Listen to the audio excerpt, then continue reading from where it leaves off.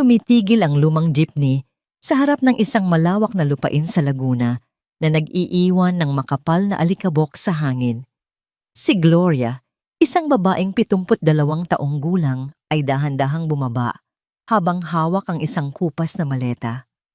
Ang kanyang bawat hakbang ay tila isang pakikibaka. Ramdam niya ang bigat ng kanyang matandang katawan at ang kaba sa kanyang dibdib na madalas ay pinahihirapan ng mahinang puso. Ngunit sa kabila ng pagod, may munting ngiti sa kanyang mga labi. Sa wakas, makakasama na niya ang kanyang anak na si Paul sa loob ng mahabang panahon. Inay, isang malakas at masayang tinig ang bumasag sa katahimikan ng hapon. Mabilis na lumapit si Paul at niyakap ng mahigpit ang kanyang ina. Naamoy ni Gloria ang pamilyar na amoy ng pawis at lupa mula sa kanyang anak, isang amoy na nagpapaalala sa kanya ng mga panahong bata pa ito at nagtatakbo sa mga bukirin. Paul, anak, ang laki na ng pinagbago ng lugar na ito. Mahinang sambit ni Gloria habang hinahaplos ang mukha ng anak. Inay, ito na ang iyong bagong tahanan. Dito hindi mo na kailangang mag-alala sa kahit ano. Magpapahinga ka na lang. Sagot ni Paul nang may buong katapatan. Ngunit ang init ng pagtanggap na yon ay tila biglang naging yelo nang dumapo ang tingin ni Gloria sa pintuan ng bahay. Doon ay nakatayo si Jennifer, ang asawa ni Paul. Nakasuot ito ng magarang bestida na tila masyadong magarbo para sa isang bukid at ang kanyang mga braso ay nakahalukip-kip. Walang bakas ng ngiti sa kanyang mukha. Ang kanyang mga mata ay matatalim, tila sinusuri ang bawat dumi sa suot ni Gloria. Dahan-dahang lumapit si Jennifer. Narito na pala ang biyenan ko, wika niya. Ang kanyang tinig ay malambing pakinggan, ngunit may talim na tila humihiwa sa hangin. Nang iabot ni Gloria ang kanyang kamay para sa isang pagbati, hindi siya binigyan ni Jennifer ng isang mahinhin na pisil. Sa halip hinawakan nito ang kamay ng matanda, nang napakahigpit halos bumaon ang kanyang mga kuko sa manipis at kulubot na balat ni Gloria. Napangiwi si Gloria sa sakit ngunit hindi siya dumaing. Tinitigan niya si Jennifer ng diretso sa mga mata. Mayroong kung anong apoy ng puot doon na tila matagal nang nag-aabang ng pagkakataong sumiklab. Sana ay maging komportable ka rito, biyenan. Bulong ni Jennifer na ang mga salita ay tila may lason. Dahil sa pamamahay na ito, ang bawat isa ay kailangang maging kapaki-pakinabang. Binitawan ni Jennifer ang kamay ng matanda at agad na bumaling kay Paul nang may matamis na ngiti, isang mabilis na pagbabago ng anyo na nagpataas ng balahibo ni Gloria. Paul, mahal, dalhin mo na ang mga gamit ni inay sa silid sa likod. Alam mo namang doon ay tahimik at malapit sa kusina para hindi siya mahirapang kumuha ng mainit na tubig. Tumango si Paul, walang kamalay-malay sa tensyong nagaganap. Sige mahal, inay, halika na. Sigurado akong pagod na pagod ka sa biyahe. Ang silid na ibinigay sa kanya ay malayo sa karangyaan ng gitnang bahagi ng bahay. Maliit ito, may amoy ng lumang kahoy at alikabok. At ang bintana ay nakaharap sa madilim na bahagi ng bakuran. Ngunit para kay Gloria, hindi ang luho ang kanyang sadya. Sa sandaling maisara ni Paul ang pinto at iwan ang kanyang ina upang makapagpahinga agad na naging alerto ang bawat pandama ni Gloria. Tiniyak muna niya na wala nang maririnig na yabag ng paa sa labas bago siya dahan-dahang lumapit sa kanyang lumang maleta. Nanginginig ang kanyang mga daliri habang binubuksan ang sikretong bulsa sa ilalim ng tela. Inilabas niya ang isang pakete na nakabalot sa isang kupas na blusa.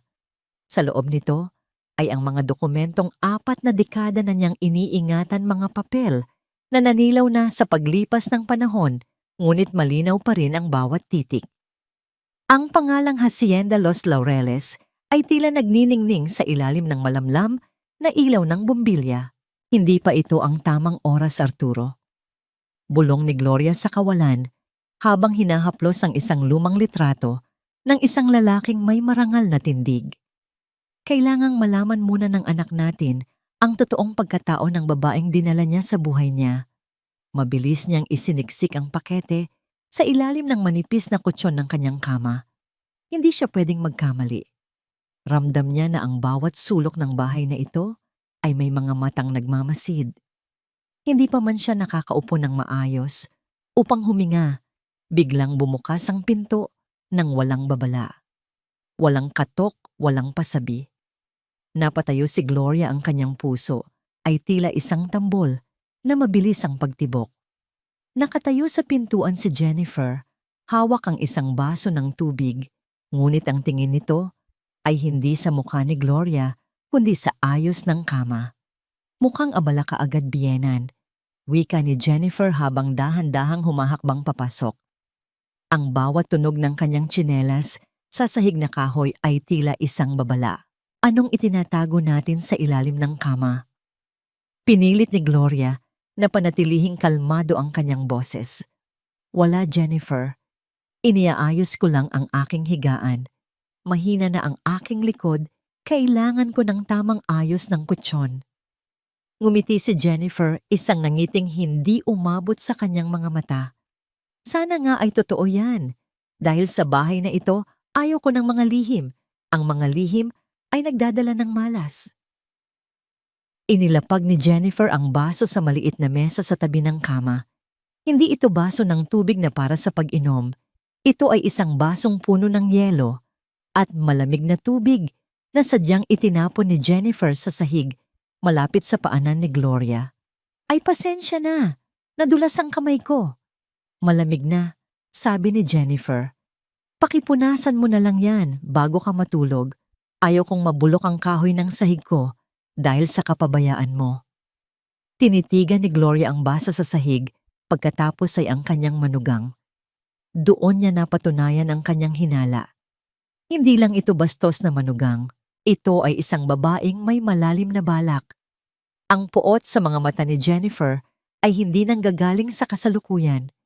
Ito ay isang puot na nagmula pa sa nakaraan, mula sa dugong nananalaytay sa kanilang dalawa. Huwag mong isipin na narito ka para maging Reyna Gloria. Bulong ni Jennifer, sapat lang para silang dalawa ang makarinig.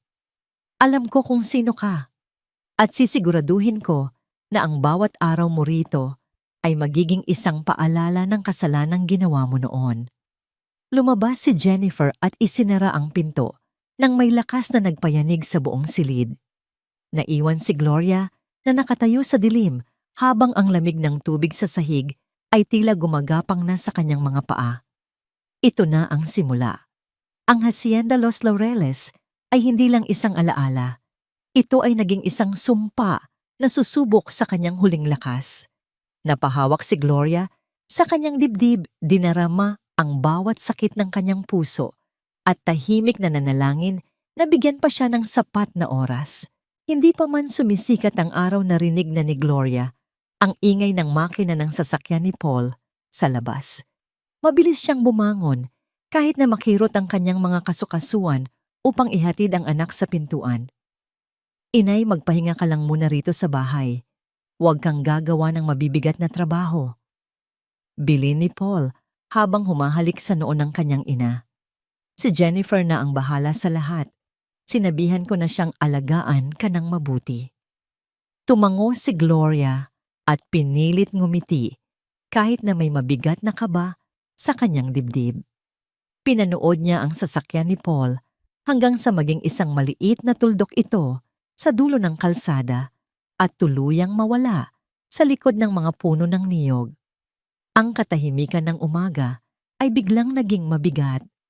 Tapos na ang palabas, biyenan.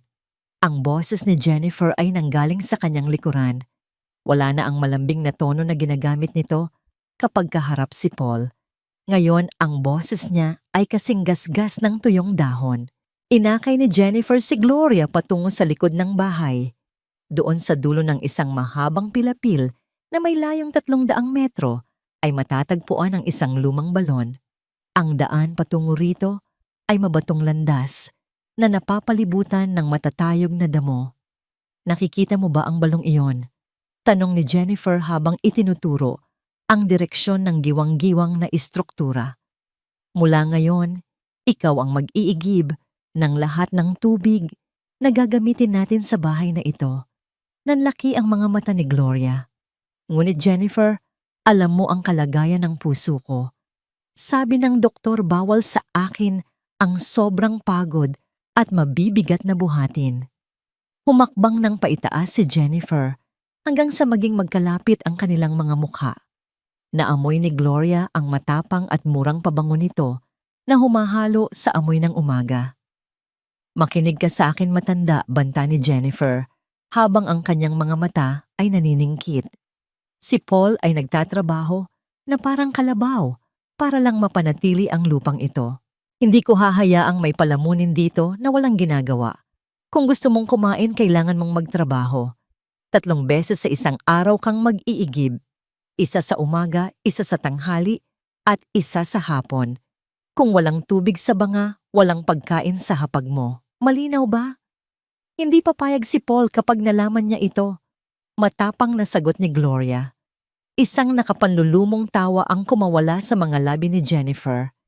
Si Paul naniniwala siya sa bawat salitang lumalabas sa bibig ko. Sasabihin ko sa kanya na gusto mong mag-ehersisyo para lumakas ang iyong katawan. At kung susubukan mong magsumbong, sisiguraduhin ko na mas lalong magiging impyerno ang buhay mo rito. Tandaan mo ako ang reyna sa bahay na ito. Ibinagsak ni Jennifer ang 2 malaking balde sa paanan ni Gloria. Ang tunog ng pagtama ng bakal sa semento ay tila isang hatol ng kamatayan para sa matanda. Wala nang nagawa si Gloria. Kinuha niya ang mga balde at nagsimulang maglakad patungo sa balon. Ang bawat hakbang sa mabatong landas ay nagpapabilis ng tibok ng kanyang puso. Hindi ito ang normal na bilis ng pagod. Ito ay ang kakaibang pagpintig na tila may martilyong humahampas sa loob ng kanyang dibdib. Nang makarating sa balon, kailangan niyang gamitin ang lahat ng kanyang lakas upang hilahin ang lubid. Ang bawat paghatak ay nagdudulot ng hapdi sa kanyang mga palad. Nang mapuno ang mga balde, sinubukan niyang buhatin ang mga ito, ngunit ang bigat ay nagpabaon ng kanyang mga paa sa malambot na lupa. Kalahati pa lang ng daan, pabalik sa bahay kailangan na niyang tumigil. Napahawak siya sa isang lumang poste ng bakod habang humihingal ng malalim. Ang pawis ay tumatagaktak sa kanyang mukha at ang kanyang paningin ay nagsisimula ng lumabo dahil sa tindi ng sikat ng araw. Kaya mo ito, Gloria. Pagpapalakas niya sa kanyang loob. Para sa katotohanan, para kay Paul. Nang makarating siya sa kusina, sinalubong siya ni Jennifer na nakasandal sa pintuan habang nagbabalat ng kuko. Tiningnan nito ang mga balde na kalahati na lamang ang laman dahil natapon ang tubig sa daan. Kalahati lang. Mukhang wala kang disiplina, sabi ni Jennifer.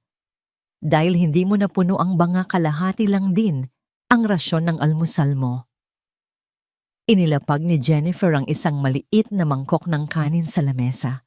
Ngunit bago pa man ito mahawakan ni Gloria, sadyang tinabig ito ni Jennifer. Ang mangkok ay bumagsak sa sahig at ang kanin ay nagkalat sa dumi. Ay nadulas ang kamay ko. Pangungutya ni Jennifer. Sayang. Mukhang kailangan mong mag-igib ulit para sa tanghalian kung gusto mong makabawi. Hindi nakaimik si Gloria.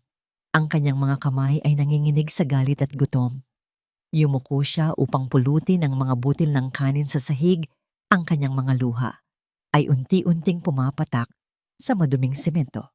Habang nakayuko, napansin ni Gloria ang isang anino sa labas ng bintana ng kusina.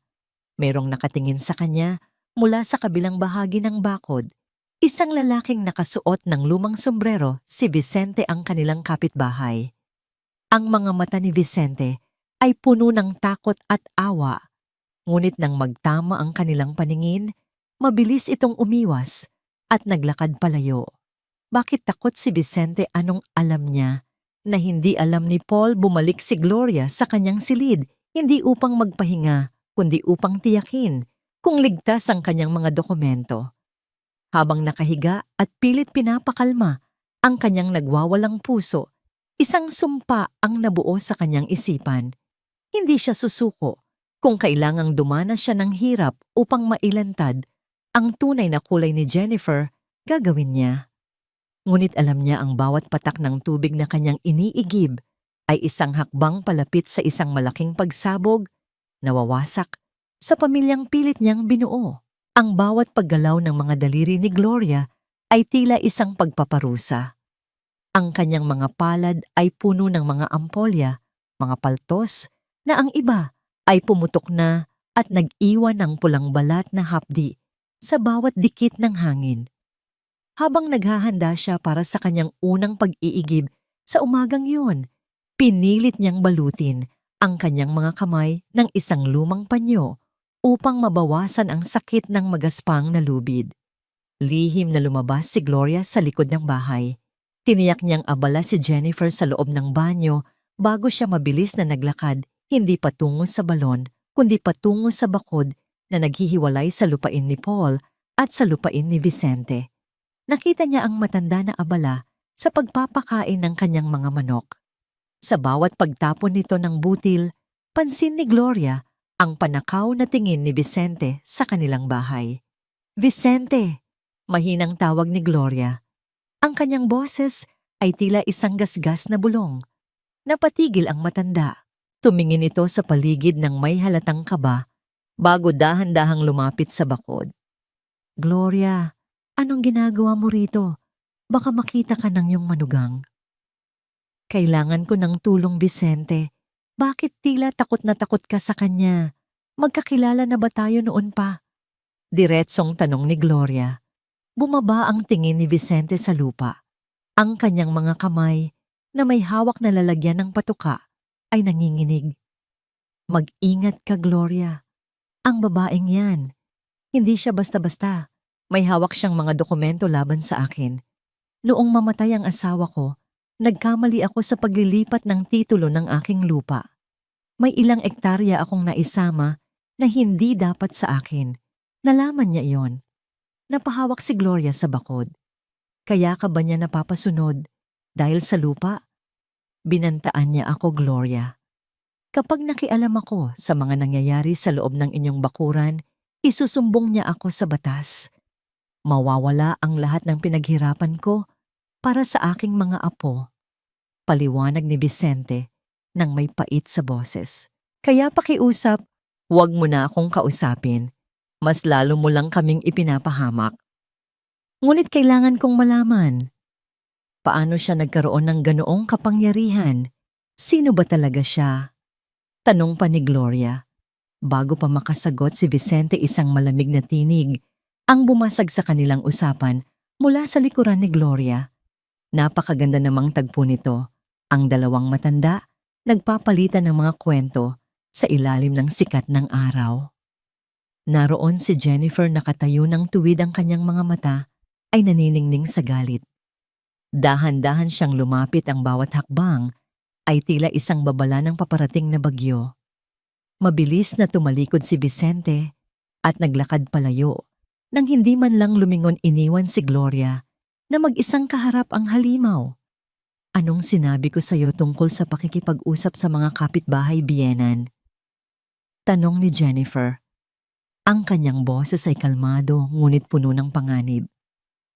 "Wala kaming ginagawang masama, Jennifer. Humihingi lang ako ng kaunting tulong dahil hindi ko na kaya ang pag-iigib." Matapang na sagot ni Gloria. Isang mabilis na paggalawang sumunod. Isang malakas na sampal ang dumapo sa pisngi ni Gloria. Hindi ito basta sampal. Ito ay isang pagpapakita ng puot na matagal nang kinikimkim. Napalingon ang ulo ni Gloria sa lakas ng tama at agad na nag-init ang kanyang pisngi. Kasunod nito, hinawakan ni Jennifer ang magkabilang balikat ng matanda at marahas itong itinulak patungo sa direksyon ng balon. "Tulong.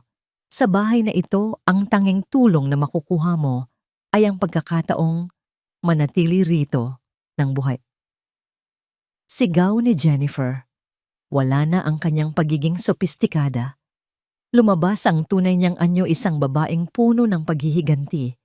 Kinaladkad niya si Gloria patungo sa 2 baldeng bakal na nakalagay malapit sa giwang-giwang na pinto ng kusina.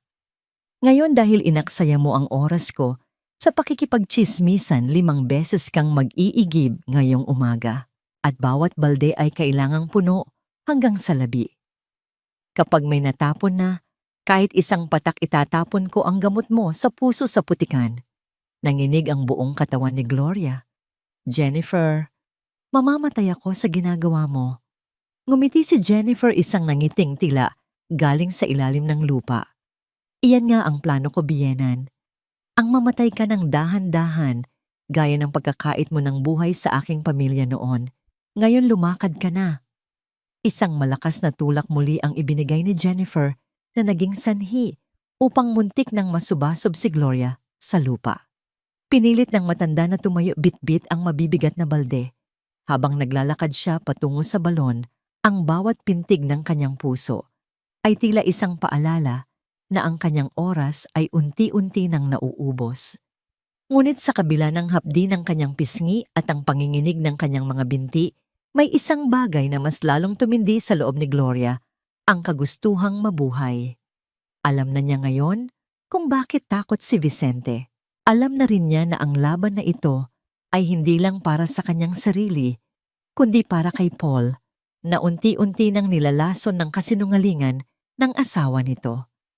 Nang makarating siya sa balon, tiningnan ni Gloria ang kanyang refleksyon sa tubig. Ang bakas ng sampal ni Jennifer ay malinaw isang pulang marka sa kanyang maputlang balat. Isang bakas ng sugat na magsisilbing mitya ng kanyang huling paninindigan.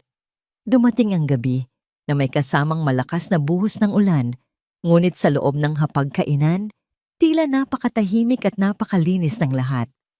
Naghain si Jennifer ng paboritong ulam ni Paul, isang mainit na sinigang na baboy, na ang bango ay humahalimuyak sa buong kabahayan. Nakaupo si Paul sa kabisera pagod mula sa maghapong pagtatrabaho sa niyugan, ngunit may ngiti sa kanyang mga labi habang pinagmamasdan ng kanyang asawa.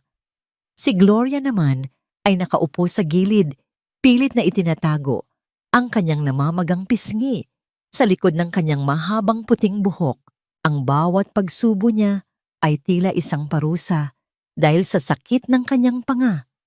Mas masakit pa rito ang makitang masayang-masaya ang kanyang anak sa piling ng babaeng nagpapahirap sa kanya kapag wala ito. Paul, mahal, malambing na simula ni Jennifer habang nilalagyan ng kanin ang plato ng asawa. Nag-aalala ako kay inay. Kanina tila nakalimutan na naman niya kung nasaan ang banyo. Natatakot ako na baka lumalala na ang kanyang pagiging ulyanin.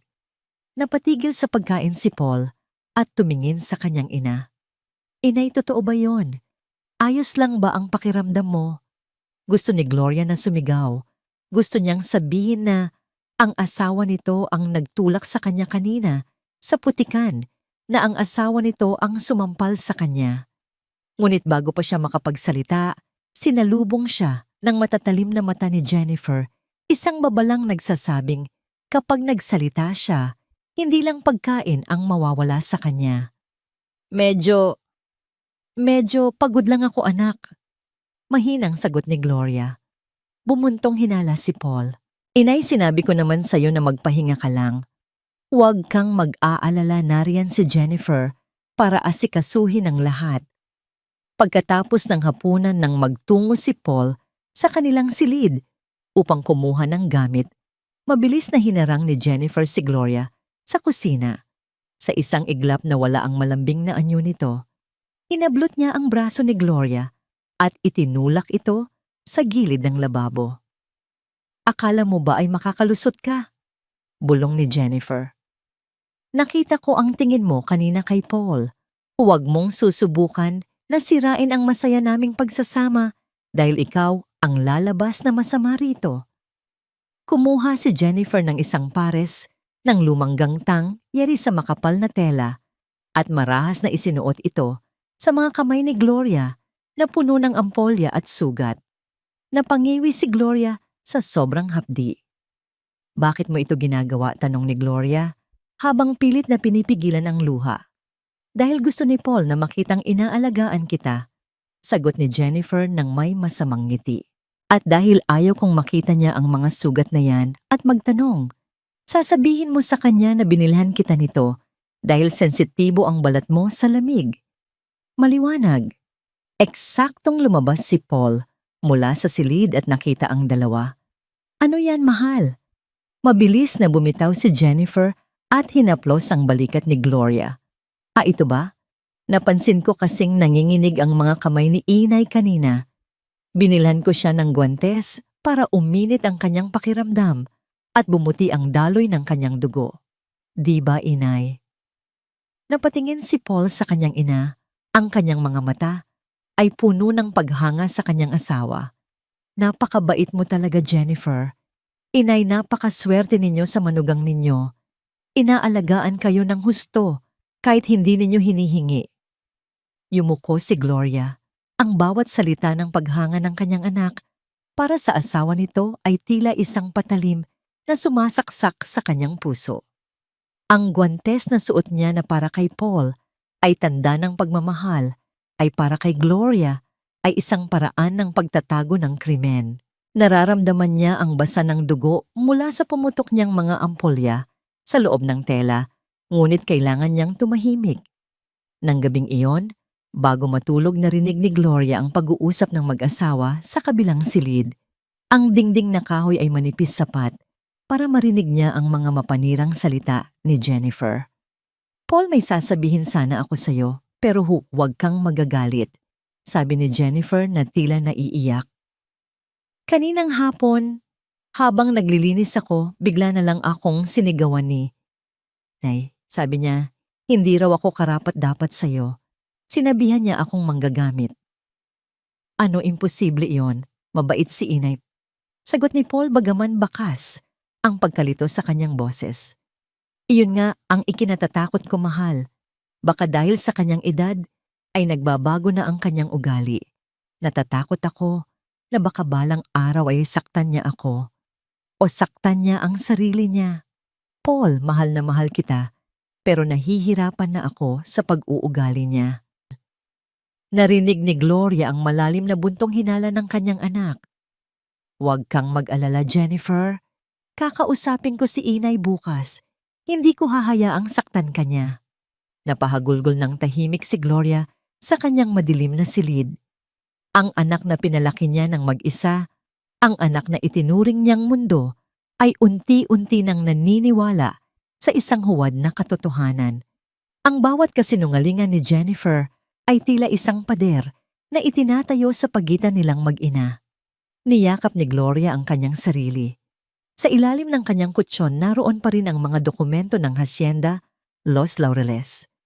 Gusto na niyang ilabas ang mga ito, gusto na niyang isigaw ang katotohanan, ngunit alam niya ang sinabi ni Don Aurelio. Kailangang makita ni Paul ang tunay na anyo ni Jennifer ng sarili nitong mga mata. Kung hindi ang mga papel na yon, ay magmumukha lamang gawa-gawa ng isang baliw na ina sa paningin ng anak. Habang ang ulan ay patuloy na humahampas sa bubong, naramdaman ni Gloria ang matinding panghihina. Ngunit sa gitna ng kadiliman, isang determinasyon ang nananatili. Kailangan niyang mabuhay, kailangan niyang lumaban hanggang sa araw na ang bulag na pag-ibig ni Paul ay maging isang malinaw at masakit na paggising. Isang Martes ng umaga, nang dumating si Zoe sa hacienda. Si Zoe ay isang dalagang nasa 20 anyos, may mahabang itim na buhok na laging nakatirintas at may mga matang tila laging nagtatanong. Kinuha siya ni Jennifer upang tumulong sa gawaing bahay, isang hakbang na ginawa ni Jennifer upang ipakita kay Paul na inaalagaan niya ang kapakanan ng pamilya dahil nahihirapan na umano siya sa pag-aalaga kay Gloria. Ngunit sa unang araw pa lang naramdaman na ni Zoe na may mali sa atmosfera ng bahay. Habang nagwawalis siya sa pasilyo, napansin niya si Gloria na dahan-dahang lumalabas ng silid. Ang matanda ay tila isang aninong takot na matapakan. Magandang umaga po, Lola Gloria. Bati ni Zoe nang may tapat na ngiti. Nagulat si Gloria. Tumingin muna siya sa paligid bago tumugon ng mahina. Magandang umaga rin, Iha. Mag-iingat ka rito. Bago pa makapagtanong si Zoe, narinig na niya ang matunog na takong ni Jennifer. Agad na nagbago ang ekspresyon ni Jennifer nang makita ang dalawa. Zoe, tapusin mo na ang paglilinis sa kusina. At ikaw, Bienan, huwag mong abalahin ang bata. Marami tayong gagawin, utos ni Jennifer. Sa loob ng ilang araw, lihim na nagmamasid si Zoe. Nakita niya ang pagkakaiba ng pagtrato ni Jennifer kay Gloria kapag narito si Paul at kapag wala ito. Kapag wala si Paul, ang boses ni Jennifer ay nagiging matalim gaya ng itak. Ngunit ang mas lalong kumuha sa atensyon ni Zoe ay ang mga guwantes na laging suot ni Gloria. Isang hapon, habang si Jennifer ay nasa bayan upang mamili, nakita ni Zoe si Gloria na nakaupo sa kusina at pilit na tinatanggal ang kanyang guwantes. Mabilis na lumapit ang dalaga. Lola, tulungan ko na po kayo, alok ni Zoe. Nang matanggal ang tela, napasinghap si Zoe sa sindak. Ang mga palad ni Gloria ay tila mapa ng pagdurusa, puno ng nanunuyot na dugo, mga putok na ampolya at mga sugat na hindi man nang nalinis. Ang bawat daliri ng matanda ay namamaga. Diyos ko, Lola, ano pong nangyari sa mga kamay ninyo? Tanong ni Zoe habang ang kanyang boses ay nanginginig sa awa. Ang pag-iigib, iha. Ang lubid ng balon. Mahinang sagot ni Gloria habang pilit na itinatago muli ang kanyang mga kamay. Huwag kang maingay, baka marinig ka ni Jennifer. Pinag-iigib kayo ni Ma'am Jennifer, pero matanda na kayo at may sakit sa puso. Galit na bulong ni Zoe. Hindi ito tama. Sasabihin ko ito kay Sir Paul. Huwag. Mabilis na pigil ni Gloria. Hindi siya maniniwala. Sasabihin ni Jennifer na nakuha ko ito sa paghahalaman o kung ano pa mang kasinungalingan. May paraan si Jennifer para baligtarin ang lahat. Nang hapong yon, sinundan ni Zoe si Gloria nang lumabas ito upang mag-igib. Nakita niya kung paano halos mabuwal ang matanda habang hinihila ang mabigat na balde mula sa ilalim ng balon. Ang bawat paghinga ni Gloria ay tila isang huling hininga. Hindi na nakatiis si Zoe. Tumakbo siya patungo sa matanda at inagaw ang lubid. Ako na po, Lola. Magpahinga na kayo roon sa lilim, sabi ni Zoe. Zoe, umalis ka na rito. Mapapahamak ka lang. Babala ni Gloria, ngunit wala siyang lakas upang bawiin ang lubid. Mabilis na napuno ni Zoe ang 2 balde, ngunit bago pa man sila makabalik sa bahay, isang anino ang humarang sa kanilang landas. Si Jennifer. Nakatayo ito sa gitna ng daan, may hawak na payong, at ang kanyang muka ay tila isang maskara ng galit. Kaya pala ang tagal mong bumalik, Bienan. May nakahanap ka na palang tagapagtanggol. Wika ni Jennifer habang dahan-dahang lumalapit. Ma'am Jennifer, mali po ito. Matapang na sabi ni Zoe. Mamatay po si Lola Gloria sa ginagawa ninyo. Ako na po ang mag-iigib ng tubig mula ngayon. Isang nakakabinging katahimikan ang namayani, bago biglang kinuha ni Jennifer ang isa sa mga baldeng puno ng tubig. Sa isang marahas na galaw, ibinuhos ni Jennifer ang buong balde ng malamig na tubig kay Zoe. Nabasa ang buong katawan ng dalaga. Ang lamig ng tubig ay nagdulot ng gulat at panginginig kay Zoe. Sino ka para turuan ako kung ano ang mali at tama sa bahay na ito? Sigaw ni Jennifer. Ang kanyang boses ay umaalingaw-ngaw sa buong bakuran. Kinuha kita para maging katulong, hindi para maging abogado ng matandang ito.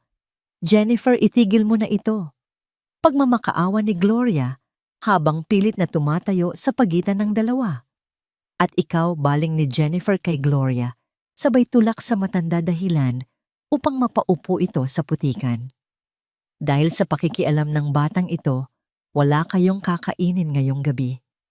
Pareho kayong magugutom. Tumingin si Jennifer kay Zoe nang may pandidiri. Layakayas, umalis ka sa hasyenda ko ngayon din. Wag ko nang makikita ang pagmumukha mo rito, kundi sisiguraduhin kong wala nang kukuha sa iyong trabaho sa buong Laguna. Walang nagawa si Zoe, kundi kunin ang kanyang maliit na bag. Bago siya umalis, lumapit siya kay Gloria, na basang-basa rin at nakaupo sa lupa. Lola, hindi po ako titigil. Bulong ni Zoe. Sapat lang para marinig ni Gloria. Hahanap ako ng paraan para matulungan kayo. Pangako po. Pinanood ni Gloria ang pag-alis ni Zoe habang humahalakhak si Jennifer sa kanyang likuran. Ang tanging kakampi na nahanap ni Gloria sa dilim ay mabilis na tinanggal ng malupit na kamay ni Jennifer. O ano, sino na ang susunod mong hihinga ng tulong? Pangungutya ni Jennifer. Ang mga ibon ang hangin. Walang makakaligtas sa iyo, Gloria. Mag-isa ka na lang ulit. Habang bumubuhos ang ulan at lumalamig ang gabi, naiwang nakaupo si Gloria sa putikan. Ngunit sa kabila ng panginginig, may isang bagay na hindi namamatay sa kanyang puso. Ang pag-asang ang mga matang nakakita sa katotohanan ay hindi kailanman mananatiling pikit. Ang silid ni Gloria ay binalot ng isang nakakasuffocate na katahimikan, maliban na lamang sa mabigat at mabilis na paghinga ng matanda. Matapos iwanan sa putikan at mabasa ng ulan tuluyan, nang bumigay ang kanyang katawan. Ang kanyang balat ay tila nagbabaga sa lagnat at ang bawat ubo ay nagdudulot ng matinding kirot sa kanyang dibdib. Ngunit sa halip na gamot at malinis na bimpo ang sumalubong sa kanya, ay ang malupit na paghalughog ni Jennifer.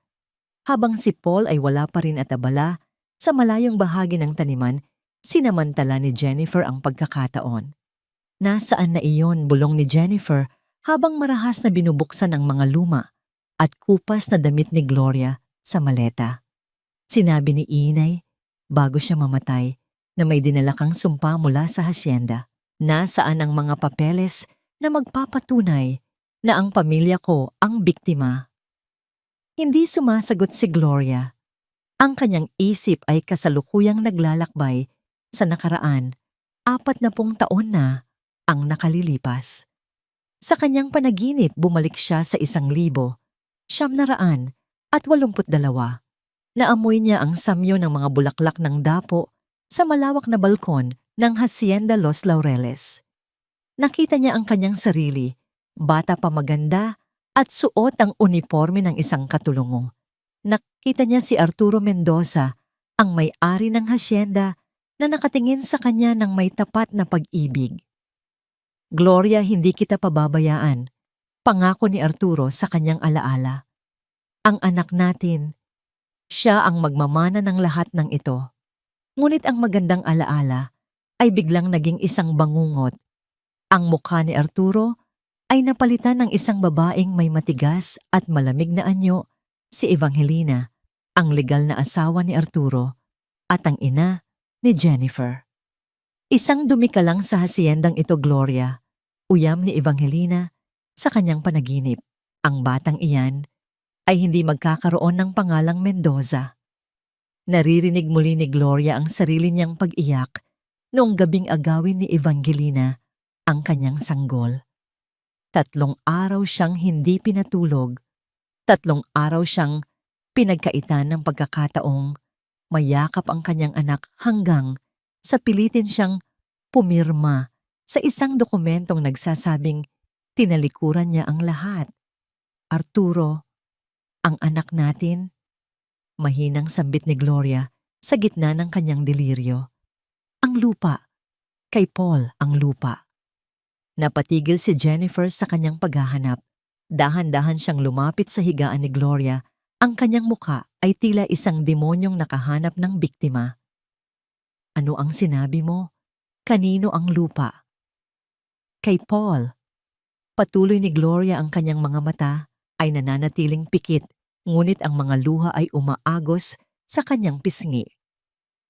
Ang hacienda, hindi kay Evangelina, kay Paul. Isang matalim na ngiti ang sumilay sa mga labi ni Jennifer. Ngayon ay naintindihan na niya. Ang mga papeles na itinatago ni Gloria ay hindi lamang basta mga liham. Ito ang mga katunayan na si Paul ay isang Mendoza. Ito ang katunayan na ang lupang kinatatayuan nila ngayon at ang Hacienda Los Laureles na pinamunuan ng kanyang ina ay may ibang tunay na tagapagmana. Kaya pala ganoon na lang ang takot ni Inay sa'yo. Bulong ni Jennifer habang hinahaplos ang buhok ni Gloria ng may halong pandidiri. Gusto mong bawiin ang lahat. Gusto mong itapon kami sa lansangan. Hinawakan ni Jennifer ang panga ng matanda at pinilit itong idilat. Makinig ka sa akin, matanda. Hinding-hindi mo magagawa iyon. Kung kailangang mamatay ka, kasama ang mga sikretong yayan gagawin ko. Hahanapin ko ang mga papel na yan at kapag nahanap ko, susunugin ko sila sa harap mo. Binitiwan ni Jennifer ang mukha ni Gloria nang may lakas na nagdulot ng pagkakauntog ng ulo ng matanda sa kahoy na dulo ng kama. Isang mapurol na tunog ang umalingaw-ngaw sa silid.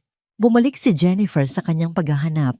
Itinaas niya ang bawat gamit, tiningnan ang ilalim ng mesa at sinuri ang bawat sulok ng maliit na kwarto. Ngunit ang isang lugar na hindi niya naisip tingnan ay ang ilalim mismo ng kutsyon kung saan nakahiga ang nanghihinang katawan ni Gloria. Sa labas ang langit ay nagsisimulang magdilim. Ang simoy ng hangin ay nagdadala ng babala ng isang malakas na bagyo. Ngunit sa loob ng bahay na yon, ang mas malakas na bagyo ay ang puot ni Jennifer na unti-unti nang lalamon sa lahat. Nang marinig ni Jennifer ang tunog ng sasakyan ni Paul, mabilis niyang inayos ang ayos ng kwarto. Muli siyang nagsuot ng maskara ng isang mapagmahal na asawa. Ngunit bago siya lumabas, lumingon muna siya kay Gloria. Mamatay ka na sana bago pa sumikat ang araw, biyenan. Huling sumpa ni Jennifer bago tuluyang isara ang pinto. Naiwang mag-isa si Gloria, sa dilim ang kanyang puso ay tila isang kandilang unti-unti nang nauubos ang mitya. Ngunit sa gitna ng kanyang panghihina, ang kanyang kamay ay dahan-dahang gumapang sa ilalim ng kutsyon. Doon naramdaman niya ang magaspang na papel, ang kanyang huling alas, ang huling sandata para sa kanyang anak. Ang langit sa ibabaw ng laguna ay tuluyan ng naging kulay uling. Ang hanging amihan na dati ay nagdadala ng preskong simoy ay napalitan ng marahas na hagupit na nagpapatumba sa mga puno ng saging at nagpapayukod sa matatayog na niyog. Isang malakas na bagyo ang idineklara sa buong lalawigan at ang bawat bahay ay nagsimula ng mag-ipit ng kanilang mga bintana. Sa loob ng bahay nakaupo si Paul sa harap ng radyo, nakikinig sa mga ulat ng panahon. Bakas ang pag-aalala sa kanyang mukha hindi lang dahil sa bagyo, kundi dahil sa katahimikan ng kanyang ina sa kabilang silid. Simula nang umalis si Zoe, tila naging mas malungkot ang atmosfera. Naalala ni Paul ang huling sulyap ni Zoe sa kanya, isang tingin na puno ng takot at tila may gustong sabihin ngunit hindi magawa. Paul, mahal, kailangan ko ng mainit na tubig para sa paligo ko. Pakiramdam ko ay sisipunin ako dahil sa lamig. Malambing na sabi ni Jennifer ang nakasandal sa balikat ng asawa. Mahal, malakas na ang ulan sa labas. Mamaya na kapag humupa na ang bagyo. Sagot ni Paul. Ngunit kailangan ko na ngayon. At saka wala na tayong tubig sa banga sa kusina. Patuloy ni Jennifer. Tumingin siya sa direksyon ng silid ni Gloria. Si inay, sabi niya kanina, ay gusto niyang tumulong.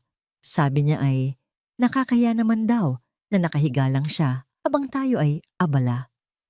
Ano, may sakit si inay Jennifer? Hindi siya pwedeng lumabas.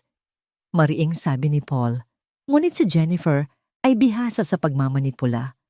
Paul, wag ka namang ganyan. Alam mo namang kapag pinipigilan natin si inay, sa gusto niya lalo siyang sumasama ang loob. Sabi niya ay konting ehersisyo lang daw para lumakas ang kanyang katawan. At saka malapit lang naman ang balon, hindi ba? Bago pa makasagot si Paul, pumasok si Jennifer sa silid ni Gloria. Paglabas niya, makalipas ang ilang minuto, kasunod na niya ang matanda na nakabalot ng isang manipis na kumot at nanginginig sa lagnat. Inay, sigurado ba kayo rito? Tanong ni Paul. Ang kanyang konsensya ay nagsisimulang kumirot. Tumingin si Gloria kay Jennifer. Nakita niya ang palihim na pagkuyom ng kamao nito at ang talim ng tingin na tila nagsasabing, kapag tumanggi ka, susunugin ko ang mga papeles mo ngayon din. Oo anak, ayos lang ako. Gusto ko ring makatulong. Pagsisinungaling ni Gloria ang kanyang boses ay halos hindi marinig dahil sa paos na lalamunan. Kinuha ni Gloria ang 2 baldeng bakal. Paglabas pa lang niya sa pintuan ng kusina, sinalubong na siya ng isang marahas na bugso ng hangin at ulan na tila libu-libong karayom na tumutusok sa kanyang balat. Ang bawat hakbang sa putikan ay tila isang pakikipagbuno sa kamatayan. Habang naglalakad si Gloria, patungo sa balon ang kanyang paningin ay unti-unti nang nagdidilim. Ang bawat dagundong ng kulog ay nagpapayanig sa kanyang mahinang puso. Sa bawat 10 hakbang, kailangan niyang tumigil upang humawak sa anumang punong malapit sa kanya. Ang putik ay umaabot na sa kanyang mga bukong-bukong humihigop sa kanyang natitirang lakas. Samantala, sa loob ng bahay hindi mapakali si Paul. Tumayo siya at naglakad-lakad. Napansin niya ang isang pares ng guwantes na naiwan ni Gloria sa mesa, ang guwantes na ibinigay ni Jennifer. Kinuha niya ito at laking gulat niya nang makita ang mga bakas ng nanunuyot na dugo sa loob ng tela. Dugo! Bulong ni Paul. Bakit may dugo rito? Eksaktong lumabas si Jennifer mula sa banyo na kabalot ng tuwalya at nakangiti. Paul, bakit hindi ka pa nauupo? Jennifer, bakit may dugo sa loob ng guwantes na ito? Tanong ni Paul, ang kanyang tinig ay nanginginig sa pagitan ng pagkalito at takot. Sinabi mo sa akin na binili mo ito para uminit ang kanyang pakiramdam. Ngunit bakit tila may mga sugat na itinago rito? Natigilan si Jennifer. Saglit na rumihestro ang gulat sa kanyang mga mata, ngunit mabilis itong napalitan ng isang mapait na ngiti. Iyan ba, Paul, alam mo naman ang inay mo? Kahit pinagbabawalan ko siyang magkalkal sa hardin, hindi siya nakikinig. Marahil ay nasugatan siya sa mga tinik ng rosas at ayaw lang niyang mag-alala ka, kaya itinago niya sa loob ng guwantes. Sa hardin paulit-ulit siyang nasusugatan, sa hardin ng ganito karami. Hindi makapaniwalang balik ni Paul. Sa unang pagkakataon, tila nagkaroon ng lamat ang tiwala niya sa kanyang asawa. At bakit mo siya hinayaang lumabas sa gitna ng bagyong ito kung alam mong mahina siya? Siya ang mapilit, Paul. Huwag mo akong sisihin kung masunurin lamang akong asawa. Pasigaw na sagot ni Jennifer, isang paraan upang pagtakpan ang kanyang kaba. Sa labas ang kalikasan ay tila sumasabay sa tensyon sa loob ng bahay. Isang malakas na dagundong ng kulog ang nagpayanig sa buong hasyenda. Kasunod ang paghampas ng isang malaking sanga ng puno sa bubong ng kusina. Ang tunog ng pagkabali ng kahoy ay tila isang babala. Hindi na nakatiis si Paul. Kinuha niya ang kanyang kapote at mabilis na lumabas patungo sa likod ng bahay. Inay, nasaan kayo? Samantala, sa malapit sa balon, narating na ni Gloria ang hangganan ng kanyang lakas. Ang 2 balde ay puno na ng tubig, ngunit ang bigat ng mga ito ay tila naging kasing bigat ng isang bundok. Ang kanyang mga paa ay bumaon sa malalim na putik. Sa isang malakas na bugso ng hangin, nawalan siya ng balanse. Isang matinding kirot ang gumuhit sa kanyang dibdib. Isang pakiramdam na tila may sumasabog sa loob ng kanyang puso. Nabitawan niya ang mga balde at ang tubig ay humalo sa putik. Bumagsak si Gloria nang patihaya sa malamig na lupa. Ang ulan ay patuloy na humahampas sa kanyang mukha, ngunit hindi na niya magawang idilat ang kanyang mga mata. Arturo, Paul, ang huling bulong na lumabas sa kanyang mga labi bago siya tuluyang mawalan ng malay. Natagpuan ni Paul ang kanyang ina na nakahandusay sa tabi ng balon. Ang kanyang puso ay halos tumigil sa pagtibok nang makita ang kalagayan ni Gloria. Ang matanda ay basang-basa, maputla na parang papel, at ang kanyang mga kamay na wala ng suot na guwantes ay lantad na lantad. Doon sa ilalim ng liwanag ng kidlat, nakita ni Paul ang totoong anyo ng mga sugat, malalalim na marka ng lubid, mga sariwang dugo na hinuhugasan ng ulan at mga daliring tila baluktot na sa hirap. Diyos ko, inay, anong ginawa nila sa inyo? Pagsigaw ni Paul habang binubuhat ang walang malay na katawan ng kanyang ina. Mabilis siyang bumalik sa bahay, ang kanyang mga mata ay nagbabaga sa galit. Nang makapasok siya sa pintuan, nakita niya si Jennifer na kalmadong nagpapatuyo ng kanyang buhok. "Tingnan mo ito, Jennifer. Tingnan mo ang ginawa mo sa nanay ko." Sigaw ni Paul habang inilalapag si Gloria sa sofa. "Paul, aksidente ang nangyari." Simula ni Jennifer, ngunit hindi na siya natapos. "Hindi ito aksidente. Ang mga sugat na ito ay hindi mula sa mga rosas. Ito ay mula sa lubid ng balon. Pinagtrabaho mo siya ng parang hayop." Ang boses ni Paul ay tila kulog na gumuho sa katahimikan ng bahay. "Lumabas ka muna, Jennifer. Huwag kang lalapit sa amin dahil baka hindi ko matantiya ang magagawa ko sa'yo." Sa gitna ng galit ni Paul, dahan-dahang gumalaw ang kamay ni Gloria. Kahit walang malay ang kanyang mga daliri, ay tila may gustong abutin. Sa bulsa ng kanyang basang blusa, isang maliit na bahagi ng dilaw na papel ang sumilip. Nakita ito ni Jennifer. Ang kanyang takot ay napalitan ng isang mapanganib na determinasyon.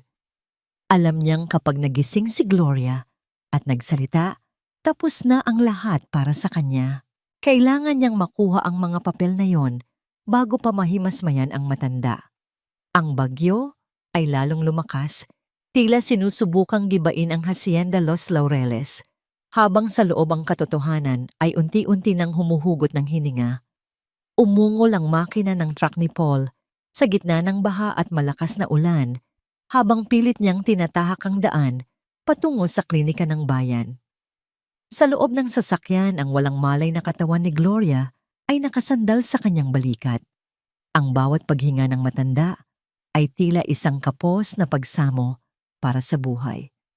Ramdam ni Paul ang lamig ng balat ng kanyang ina, at sa bawat kidlat na tumatanglaw sa madilim na kalsada, nakikita niya ang kanyang sariling mga kamay na nabahiran ng dugo mula sa mga sugat ni Gloria.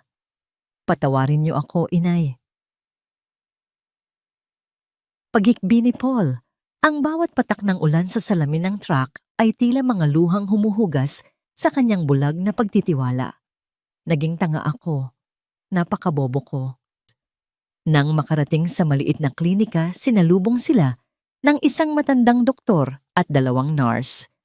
Mabilis na isinakay si Gloria sa isang stretcher. Ngunit bago pa man makapasok si Paul sa loob, isang boses ang tumawag sa kanyang pangalan mula sa madilim na pasilyo ng klinika. "Sir Paul." Lumingon si Paul at nakita si Zoe basang-basa rin at nanginginig sa lamig. Sa tabi nito ay nakatayo ang kapitbahay nilang si Vicente na ang muka ay puno ng matinding pagsisisi. "Anong ginagawa niyo rito?" tanong ni Paul. Ang kanyang boses ay puno ng pagod.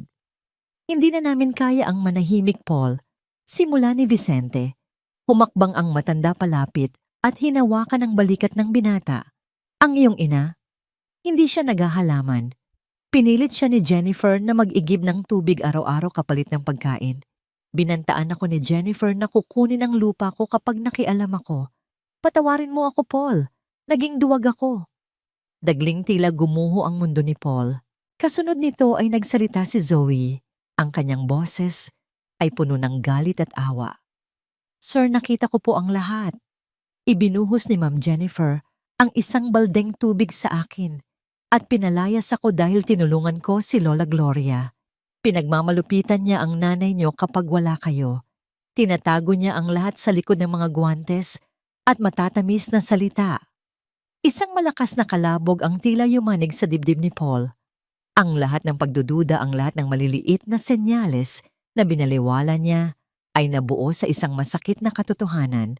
Ang babaeng pinili niyang makasama sa buhay ay ang mismong nagpapahirap sa kanyang ina. "May isa pa pong bagay, sir," dagdag ni Zoe. "Naririnig ko si Ma'am Jennifer na laging naghahanap ng mga papeles sa silid ni Lola. Sinasabi niya na kailangang mahanap ang ebidensya bago pa mamatay ang matanda." Sa sandaling iyon, biglang naalala ni Paul ang sinabi ni Gloria sa kanyang deliryo tungkol sa mga dokumentong itinatago sa ilalim ng kutsyon. Isang matinding kaba ang bumalot sa kanya. Hindi lang buhay ng kanyang ina ang nasa panganib, pati na rin ang lihim na matagal nang iniingatan ni Gloria. Dito muna kayo. Utos ni Paul kina Zoe at Vicente. Bantayan niyo ang ina ko. May kailangan akong tapusin. Habang pabalik si Paul sa hasyenda sa gitna ng bagyo sa loob naman ng bahay, ay tila isang gutom na lobo si Jennifer. Ang bawat gamit sa silid ni Gloria ay nakakalat na sa sahig. Marahas niya niyang hinahawi ang mga damit itinatapon, ang mga lumang gamit, at hinahalughog ang bawat sulok. Ang tanging liwanag niya ay ang maliit na lampara na sumasayaw ang anino sa dingding. Nasaan ka na? Nasaan ka na? Galit na bulong ni Jennifer. Sa huling pagkakataon, lumapit siya sa kama. Isang malakas na kaluskos ang narinig ng pilit niyang iangat ang mabigat na kutsyon. At doon nakita niya ang isang paketeng nakabalot sa isang kupas na blusa. Ang kanyang mga mata ay naningning sa tagumpay. Nahanap din kita, sabi ni Jennifer habang mabilis na binubuksan ang pakete. Ang mga naninilaw na papel ng Hacienda Los Laureles ay bumulaga sa kanya. Kumuha siya ng isang posporo mula sa kanyang bulsa. Isang munting apoy ang sumiklab, nagbibigay ng nakakatakot na liwanag sa kanyang mukha. Handa na niyang itapat ang apoy sa mga dokumento upang tuluyang mabaon sa limot ang karapatan ni Paul. Ngunit bago pa man dumapo ang apoy sa papel, isang malakas na tunog ng pagkakalabog ng pinto ang umalingaw-ngaw sa buong bahay. Isang marahas na bugso ng hangin ang pumasok sa silid, nagpadilim sa lampara. Sa pintuan nakatayo ang isang figura na basang-basa, ang mga mata ay tila nagbabagang apoy sa gitna ng kadiliman. Si Paul. Huwag mong susubukan, Jennifer. Ang boses ni Paul ay tila isang hatol ng kamatayan na bumasag sa ingay ng bagyo. Napatigil si Jennifer ang posporo sa kanyang kamay ay unti-unting namamatay habang ang kanyang puso ay nagsisimulang kabahan. Ang katotohanan ay narito na at wala nang taguan ng sapat na malalim para sa kanyang mga kasalanan. Ang kidlat ay gumuhit sa madilim na langit, nagbibigay ng isang panandaliang liwanag na tila kislap ng isang kamera sa madilim na silid ni Gloria. Sa liwanag na yon nakita ni Paul ang kanyang asawa, ang babaeng pinangakuan niya ng habambuhay na katapatan na may hawak na posporo at balak sunugin ang huling pag-asa ng kanyang ina. Ibigay mo sa akin ang mga papel na yan, Jennifer. Ang boses ni Paul ay mababa ngunit puno ng panganib. Bawat hakbang niya patungo sa asawa ay nagpapayanig sa lumang sahig na kahoy. Huwag kang lalapit, Paul. Sigaw ni Jennifer. Ang kanyang buhok ay gulo-gulo at ang kanyang mga mata ay ligaw na tila isang hayop na nasok sa sulok. Ang mga papel na ito ay sumpa. Ang mga ito ang dahilan kung bakit nasira ang pamilya ko. Hindi ko hahayaang nakawin niyo ang lahat mula sa amin. Nakawin. Humalakhak si Paul ng may pait. Sino ang nagnanakaw rito? Jennifer, ang nanay ko na halos mamatay sa pag-iigib para sa'yo, o ikaw na pumasok sa buhay ko para lang sa mga dokumentong yan. Sa isang mabilis na galaw sinubukan ni Jennifer na itapat ang apoy sa mga papel, ngunit mas mabilis si Paul. Hinawakan niya ang kamay ni Jennifer at marahas itong pinalipit upang mabitawan ang posporo.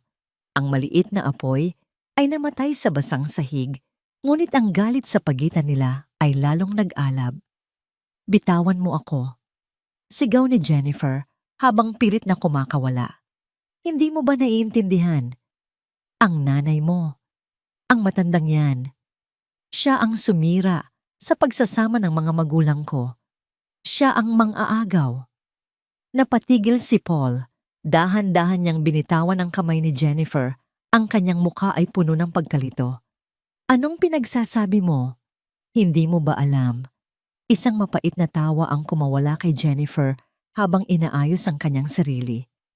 Ang tatay mo, ang lalaking iniisip mong nang iwan sa inyo, siya ay si Don Arturo Mendoza, ang may-ari ng Hacienda Los Laureles, ang tatay ko. Ang katahimikan sa loob ng silid ay naging kasing bigat ng semento. Tanging ang hagupit ng hangin sa labas ang naririnig. Ibig mong sabihin, bulong ni Paul, ang kanyang muka ay nawalan ng kulay. Oo, Paul, magkapatid tayo sa ama. Pagpapatuloy ni Jennifer ng may panunuya. Ikaw ang anak sa labas, ang anak ng katulong na naging dahilan ng pagdurusa ng nanay ko na si Evangelina hanggang sa huling hininga niya. Ang rancho na ito, ang lupang kinatatayuan natin, ito ay regalo ni Arturo sa nanay mo, habang ang nanay ko ay umiiyak sa loob ng hasyenda. Kaya wag mong sabihing, masama ako, dahil binabawi ko lang ang nararapat para sa amin. Sa gitna ng revelasyong ito, isang matandang boses ang nanggaling sa pintuan. Hindi nagnakaw si Gloria Jennifer at hindi rin siya ang sumira sa pamilya niyo. Naroon si Don Aurelio, ang dating kapatas, kasama sina Vicente at Zoe. Hawak ni Don Aurelio ang isang lumang folder. Narito ang katotohanan. Si Arturo ay matagal nang humingi ng diborsyo kay Evangelina dahil sa kalupitan nito. Ibinigay ni Arturo ang lupang ito kay Gloria dahil iyon ang tanging paraan para matiyak na ang kanyang tunay na mahal at ang kanyang anak ay magkakaroon ng buhay na malayo sa puot ng iyong ina. Tumingin si Don Aurelio kay Paul ng may paggalang. Paul, ang nanay mo ang tunay na biktima rito. 3 araw siyang kinulong ni Evangelina noong ipanganak ka para lang pilitin siyang talikuran ang pangalang Mendoza. Pinili ni Gloria na manahimik at maghirap para lang hindi ka maging target ng galit ng mga Mendoza. Ngunit ang asawa mo, dinala niya ang laso ng kanyang ina hanggang dito. Humarap si Paul kay Jennifer. Ang pag-ibig na dati ay nagniningning sa kanyang mga mata ay tuluyan ng naging abo. Kaya mo ba ako pinakasalan para mahanap ang mga papel na ito at itago ang katotohanang may kapatid ka? Ginawa ko ang dapat, Paul, para sa karangalan ni inay. Sigaw ni Jennifer, karangalan. Isang matunog na sampal ang bumasag sa hangin. Ang lakas ng pagkakasampal ni Paul ay nagpadapa kay Jennifer sa sahig. Ito ang kabayaran sa bawat sampal, sa bawat pagtulak at sa bawat patak ng pawis na kinuha ni Jennifer mula kay Gloria. Ang sampal na yan ay para sa bawat balde ng tubig na binuhat ng nanay ko. Wika ni Paul, ang kanyang boses ay nanginginig sa galit. At ang susunod kong gagawin ay para sa sarili ko. Kinuha ni Paul ang maleta ni Jennifer na nakabukas sa gilid at marahas na isinilid doon ang mga gamit nito. Binuhat niya ang maleta at kinaladkad si Jennifer patungo sa pintuan ng bahay. Paul, huwag gabi na at may bagyo.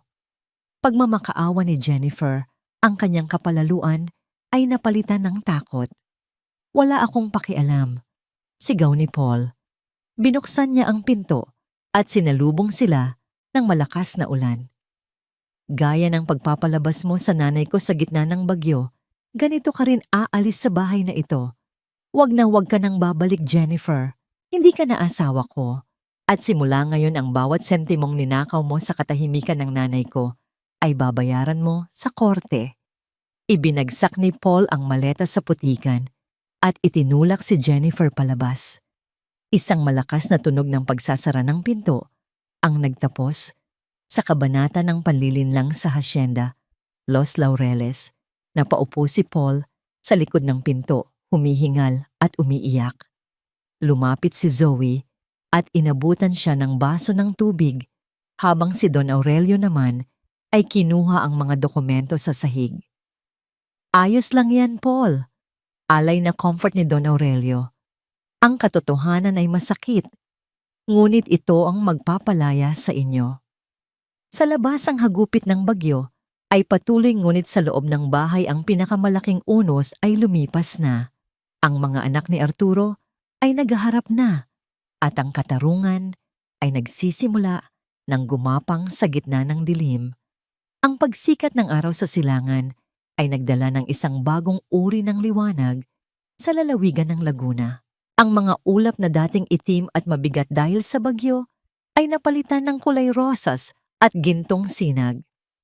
Sa loob ng maliit na klinika, ang amoy ng gamot at malinis na kumot ay humahalubilo sa sariwang hangin na pumapasok mula sa bintana. Dahan-dahang idinilat ni Gloria ang kanyang mga mata. Ang unang nakita niya ay ang kisame ng klinika at kasunod nito ang pamilyar na mukha ng kanyang anak.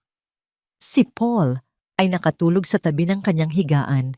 Ang kamay nito ay mahigpit na nakahawak sa kanyang nanginginig na mga daliri. Paul, anak, mahinang tawag ni Gloria. Ang kanyang boses ay wala na ang hapon ng kamatayan, bagaman mayroon pa ring bakas ng panghihina. Mabilis na nagising si Paul. Ang kanyang mga mata na namumula sa puyat at pag-iyak ay biglang nagliwanag nang makitang gising na ang kanyang ina. Inay, salamat sa Diyos, gising na kayo. Huwag po kayong masyadong gumalaw. Sabi ng doktor ay kailangan niyo pa ng pahinga. Nasaan? Nasaan siya? Tanong ni Gloria. Ang tinutukoy ay si Jennifer. Wala na siya, inay. Hindi na siya babalik sa buhay natin. Sagot ni Paul nang may determinasyon. Alam ko na ang lahat. Alam ko na ang tungkol kay Don Arturo, tungkol sa hasyenda, at ang lahat ng pagmamalupit na ginawa niya sa inyo.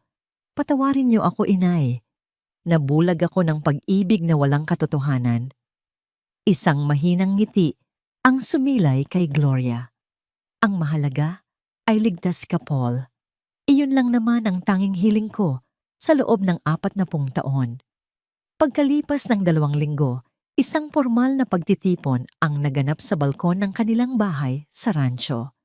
Naroon si Don Aurelio, si Vicente at si Zoe na ngayon ay bumalik na upang tulungan si Gloria sa kanyang paggaling. Dumating din ang isang abogado mula sa Maynila, dala ang mga huling dokumento. Base sa mga papeles na itinago ni Doña Gloria at sa testimonya ni Don Aurelio bilang saksi sa pirma ni Don Arturo Mendoza, simula ng abogado, ang lupain na ito at ang malaking bahagi ng trust fund mula sa Hacienda Los Laureles ay legal na nakapangalan kay Gloria Vega at sa kanyang tagapagmana na si Paul Vega. Ang kasal ni Paul at Jennifer ay idinedeklarang walang bisa dahil sa panloloko at sa katotohanang sila ay magkadugo. Isang malakas na buntong hinala ng ginhawa ang kumawala sa lahat. Ang katarungan na matagal na ibinaon ng pamilya Mendoza ay muling lumabas sa liwanag. Samantala, sa bayan ang balita tungkol sa pagbagsak ni Jennifer ay mabilis na kumalat. Dahil sa mga ebidensyang nakalap ni Ignacio, ang mga listahan ng oras, ang mga sugat ni Gloria, at ang pagtatangkang sunugin ang mga legal na dokumento si Jennifer ay nahaharap ngayon sa mga kasong physical abuse, abandonment of an elderly at falsification of documents. Wala na ang kanyang magagarang bestida, napalitan ito ng lungkot at pagsisisi sa loob ng isang madilim na selda habang hinihintay ang kanyang sentensya. Bumalik ang katahimikan sa rancho, ngunit ito ay isang katahimikang puno ng kapayapaan. Isang hapon, nakaupo si Gloria sa kanyang paboritong tumba-tumba sa balkon. Hawak niya ang isang mainit na tasa ng kape habang pinagmamasdan ang malawak na lupain na ngayon ay tunay na sa kanila. Nakita niya si Paul at Zoe na naglalakad sa hardin. Ang dalawa ay tila masaya habang nag-uusap tungkol sa pagtatanim ng mga bagong punla. Alam ni Gloria na malayo pa ang lalakbay ng puso ni Paul upang tuluyang gumaling mula sa sugat ng nakaraan, ngunit sa presensya ni Zoe, alam niyang nasa mabuting kamay ang kanyang anak. Lumapit si Paul sa kanyang ina at humalik sa pisngi nito. Inay, nagpagawa na ako ng bagong sistema ng tubig.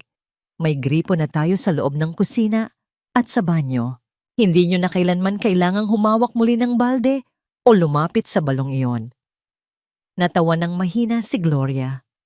Salamat, anak. Ngunit ang pinakamahalagang tubig na dinaloy mo sa bahay na ito ay ang katotohanan. Tumingin si Gloria sa langit. Tila nakikita niya sa pagitan ng mga ulap ang mukha ni Arturo na nakangiti sa kanya. Ang sumpa ng Hacienda Los Laureles ay natapos na. Ang paghihiganti ni Evangelina na ipinasa sa kanyang anak ay natalo ng isang pag-ibig na handang magtiis at magsakripisyo. Zoe, iha, tawag ni Gloria sa dalaga. Halika rito at samahan mo kaming magkape. Lumapit si Zoe nang may tapat na nangiti. Ang pamilyang minsan ay binuwag ng puot ay muling nabubuo sa ilalim ng init ng araw. Ang hacienda ay hindi na isang lugar ng mga lihim at luha, kundi isang tahanan ng mga bagong simula. Habang lumulubog ang araw sa likod ng mga bundok, hindi natakot si Gloria sa dilim dahil alam niya sa bawat muling pagsikat ng araw sa silangan, ang katarungan at pagmamahal ang laging mananaig. Ang kanyang mahabang paglalakbay mula sa pagiging isang hamak na katulong patungo sa pagiging reyna ng kanyang sariling lupa ay tapos na. Sa wakas si Gloria ay malaya na at ang Hacienda Los Laureles ay muling naging saksi sa isang kwentong hindi kailanman malilimutan, ang kwento ng isang inang hinarap ang impyerno para lamang maibigay ang langit sa kanyang anak. Akala ni Paul ay natapos na ang laban nang maikandado ang rehas sa likod ni Jennifer. Ngunit isang umaga, isang itim na sasakyan ang huminto sa harap ng kanilang rancho. Bumaba ang isang lalaking naka-Amerikana, hawak ang isang dekalibreng attaché case.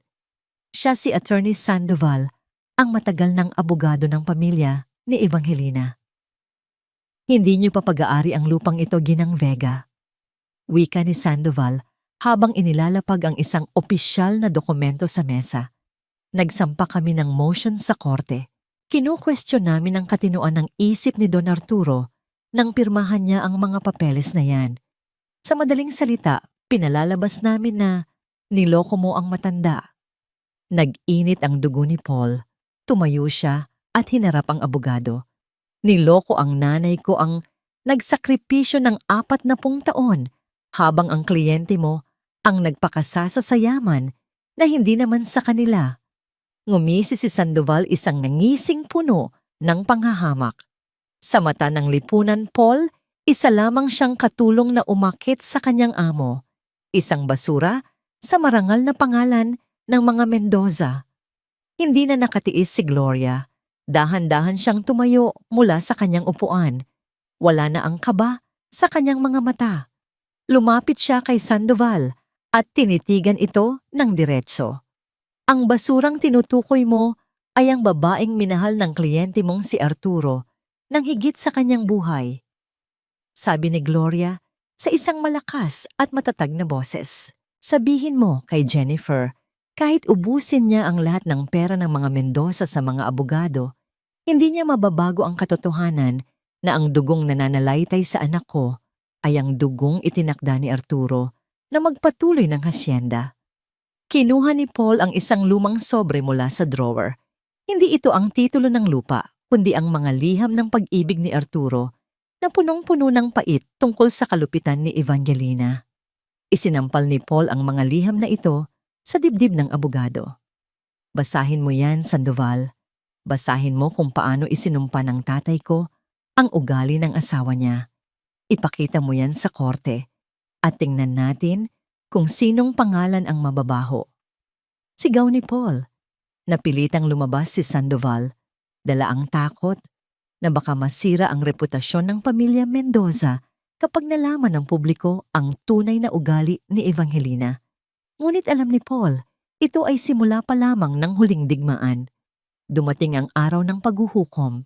Ang bulwagan ng korte ay punong-puno ng mga taong gustong makakita sa pagbagsak ng katulong na naging senyora. Nakaupo si Jennifer sa silya ng nasasakdal suot. Ang kulay o orange na uniforme ng bilanggo, ngunit ang kanyang muka ay puno pa rin ng kapalaluan. Nang tumayo si Jennifer upang magtestigo, ibinuhos niya ang lahat ng kanyang lason. Ang babaeng yan ay isang ahas. Ginamit niya ang kanyang katawan para makuha ang tiwala ng tatay ko. Wala siyang karapatan sa kahit isang butil ng lupa ng mga Mendoza. Nagkaroon ng bulong-bulungan sa loob ng korte. Tumingin ang mga tao kay Gloria nang may panghuhusga, ngunit sa pagkakataong ito, hindi yumuko si Gloria.